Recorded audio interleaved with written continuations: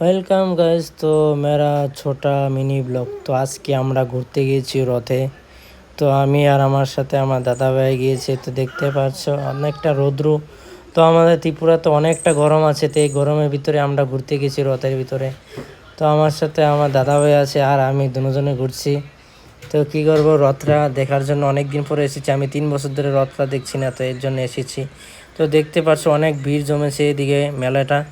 তো অনেক গরম, মানে মেলাতে গরমের জন্য হাঁটতে পারছি না। যার জন্য একটা ঠান্ডা কলকি খেয়েছিলাম। তো অনেক গরম, তো এর জন্য খাচ্ছে। তো আমার দাদা ভাই দেখেও খাচ্ছে মজা করে। তো আমারটা অনেকটা রয়েছে, তো ঠান্ডার জন্য আমি খেতে পারছি না। তো আমি একটু ওয়েট করছি, তো আমি একটু ভিডিও বানিয়ে নিয়েছি।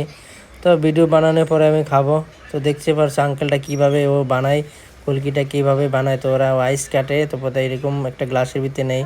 তো গ্লাসের ভিতরে নেওয়ার পরে এরকমভাবে বানায়। তো রথটা দেখতে পারছো, যে রথটা দেখতে পারছো যে এই তো রথটা দেখতে পারছো, এটা আমাদের জগন্নাথের মন্দিরের।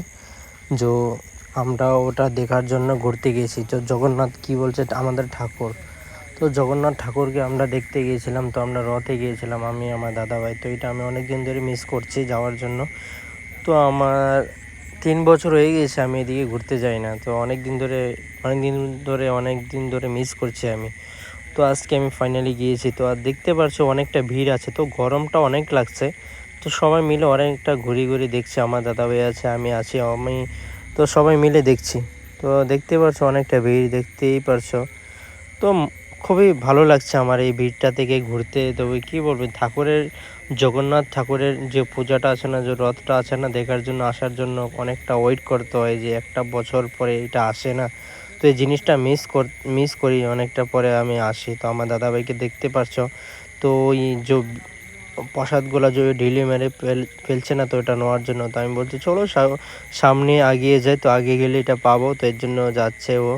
তো অনেকটা দেখতেই পারছো ভাই, অনেকটা ভিড় আছে। তো কবি কবি আসো, তোমরা যদি আসো, তো জগন্নাথের এই যে রথটা আছে না, টানে যেহেতু দেখার জন্য আসতে পারো আমাদের ত্রিপুরাতে। তো ত্রিপুরাতে এটা খুবই সুন্দর হয়।